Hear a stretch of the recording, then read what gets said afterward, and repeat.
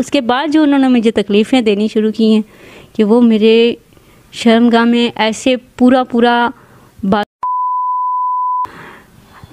वो तकलीफ़ देते थे कि आप सोच नहीं सकते कि इतनी तकलीफ़ देते थे कि ये ऐसे लगता जैसे अभी मेरी डेथ हो जाएगी। हो गई हूँ तो मुझे नहीं पता कि मैं कहाँ हूँ। मैं सोई हुई थी और मेरे सोए हुए इन लोगों ने मेरे साथ बाकायदा वीडियो बनाई हर काम की। अच्छा। और बाकायदा पिक्चरें बनाई, ठीक है। उसके बाद उन्होंने मेरे साथ जो किया वो मैं आपको नहीं बयान कर सकती। बाद मेरे बेटे ने और मेरे भाई ने वीडियोस दिखाई मुझे। अस्सलाम वालेकुम नाज़रीन, मैं हूं आपका मेज़बान आयान सरवर और आप देख रहे हैं 42 HD TV। नाज़रीन, मेरे साथ एक ऐसी नौजवान लड़की मौजूद है जिसका 15 साल बेटा और एक अपना सगा भाई जो 1 साल तक ज़िना करता रहा। ये माजरा कहाँ से स्टार्ट हुआ, कैसे स्टार्ट हुआ, बात करते हैं। अस्सलाम वालेकुम। वालेकुम सलाम। अच्छा, आप मुझे ये बताइएगा कि जो आपने मुझे बिहाइंड के कैमरा बताया कि जी मेरे बेटे ने मेरे साथ इस तरह किया और भाई ने ऐसे किया, सारा माजरा मुझे बताइएगा। जी, बात ऐसी है कि मेरे बेटे ने और मेरे भाई ने मिलकर प्लानिंग की। उन्होंने मेरे खाने में या मेरे चाय में या मेरी कोल्ड ड्रिंक में ना उन्होंने कोई नशावर चीज़ डाली। न जाने क्या चीज़ उन्होंने नशावर डाली कि जिसके खाने के बाद मैं बेहोश हो गई। अच्छा, आपको नहीं पता कि आपने क्या खाया पिया या उन्होंने क्या आपको दिया? मुझे ऐसा कुछ नहीं पता कि किस चीज़ में क्या चीज़ मिली हुई थी। अच्छा। जब मैं सो गई हूँ तो मुझे नहीं पता कि मैं कहाँ हूँ। मेरे सोए हुए इन लोगों ने मेरे साथ ज़ना भी किया। बाकायदा वो ज़ना की वीडियो बनाई हर काम की। अच्छा। और बाकायदा पिक्चरें बनाई, ठीक है। उसके बाद उन्होंने मेरे साथ जो किया वो मैं आपको नहीं बयान कर सकती। क्यों कि मैं होश में नहीं थी, बेहोश की हालत में थी और मुझे नहीं मालूम कि मेरे साथ क्या क्या हुआ। मैं जब उठी मेरा सर भारी था, मेरी आंखें भारी थीं, मुझे ऐसे लगता था जैसे मेरा दिमाग कभी फट जाएगा। जब मैं उठी हूँ तो मैंने उनको बोला है, भाई को भी, बेटे को भी, घर वालों को भी, कि मेरा दिमाग ऐसा वज़न हो रहा है, मेरा दिमाग दर्द हो रहा है, मुझे नहीं पता मेरे साथ क्या हुआ है क्या नहीं हुआ, क्या हुआ है मुझे कुछ समझ नहीं आ रही। तो उसके बाद मेरे बेटे ने और मेरे भाई ने वीडियोस दिखाई मुझे। अच्छा। जो देख के मेरे पैरों तलों से ज़मीन भी निकल गई और मैं सुन की सुन हो गई। वो ऐसा आलम था कि जैसे कौन सी वीडियो थी? मतलब कपड़े नहीं पहने हुए थे, इस तरह की वीडियो थी या कोई गलत वीडियो थी? उन्होंने मेरी जो वीडियोस बनाई। अच्छा। और हर एक चीज़ की उन्होंने क्लोज़ मेरी वीडियोस बनाई हुई, जो देखकर मुझे ऐसा लगा कि जैसे मैंने मर गई हूँ, मैं दुनिया में नहीं हूँ। आपको होश नहीं था जब मतलब ये सारा मामला होता रहा? जब उन्होंने मुझे वीडियो दिखाई है उसके बाद आप यकीन नहीं कर सकते कि मैं सोच मेरी तंग रह गई कि मैं इस दुनिया में भी हूँ या नहीं हूँ। बहुत आलम ऐसा था कि आप उस टाइम मेरे साथ होते तो आपको पता चलता कि वाकई में किस दौर से, किस एक बड़े सदमे से मैं गुजर रही थी। मुझे ऐसा सदमा लगा, ऐसा धचका लगा कि मैं आपको कुछ नहीं बता सकती। उसके बाद वो मुझे ब्लैकमेल करते रहे। अच्छा। ब्लैकमेल करके वो वीडियोस का मुझे कह के मुझे ब्लैकमेल करते थे और मेरे करते थे। फिर ये मामला मेरा 1 साल हो गया। अच्छा। कि मेरे साथ ये ऐसे अब तो अज़ियत इतनी ज़्यादा बढ़ गई है, इतनी ज़्यादा बढ़ गई है कि आपकी सोच से भी बाहर। 1 साल तक ये निज़ाम चलता रहा? बेशक। और अभी तक मैं बहुत ही मजबूर हो के। आपने रोका नहीं अपने बेटे को या अपने भाई को? कि समझाया दोनों को, लेकिन उनकी अकल में कोई बात नहीं आई। उनको ये नहीं लगा कि ये मेरी माँ है, ना भाई को लगे ये मेरी बहन है। मैं समझा उनको मैं तंग हो गई, लेकिन उनको नहीं समझ आई। जितना मैं उनको समझाती उतनी मुझे अज़ियत मिलती, उतनी मुझे तकलीफ़ देते।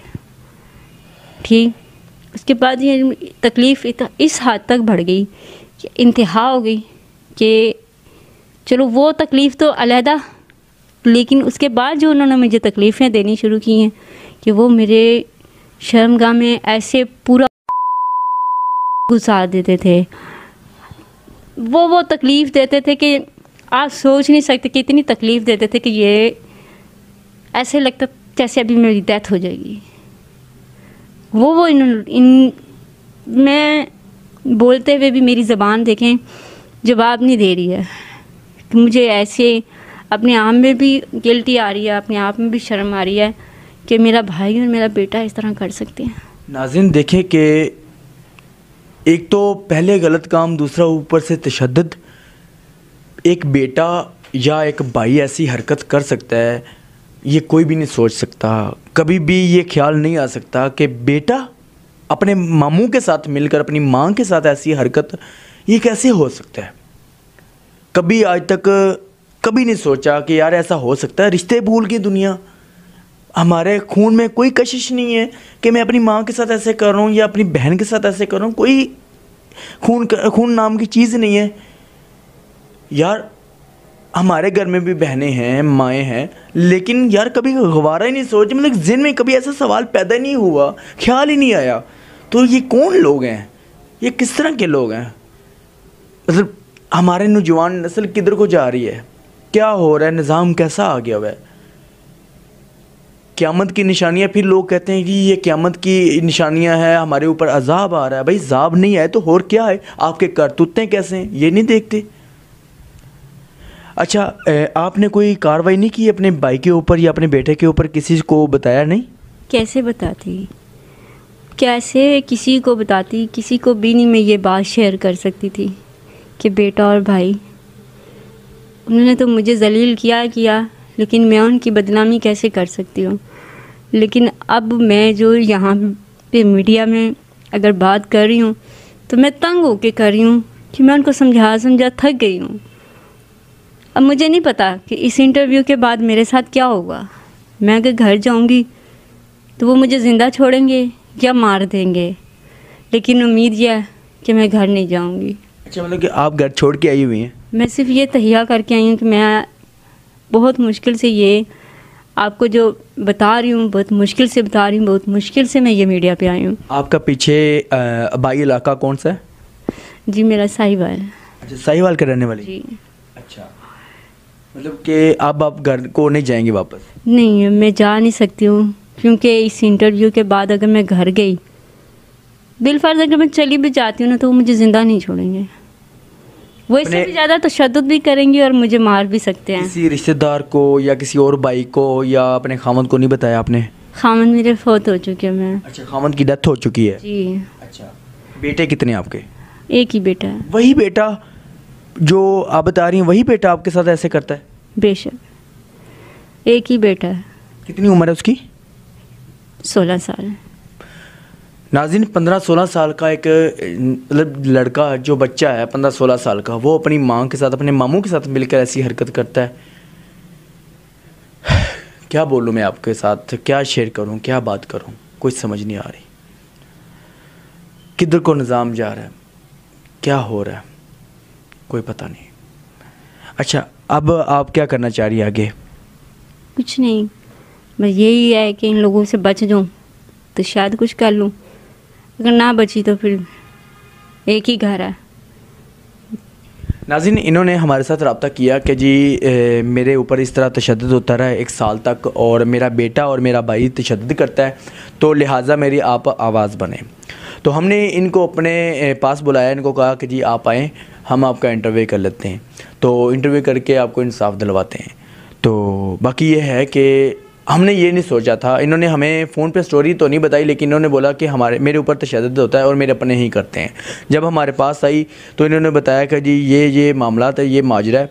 तो सुनने के बाद हमारी भी हैरत ऐसे गुम हुई कि हम सोच नहीं सकते थे, हमारे माइंड में कभी भी ऐसा ख्याल नहीं आया कि यार ऐसा कोई हो सकता है, या अपना बेटा, सगा बेटा जो खुद पैदा किया हो वो ऐसे हरकत कर सकता है, या साथ पैदा हुआ भाई ऐसी हरकत कर सकता है। पहले ऐसी काफ़ी स्टोरियाँ आ चुकी हैं, काफ़ी ऐसे वीडियो बाहर आ चुकी हैं, सामने आ चुकी हैं, लेकिन बेटे की माँ के साथ ऐसी हरकत पहले नहीं देखी।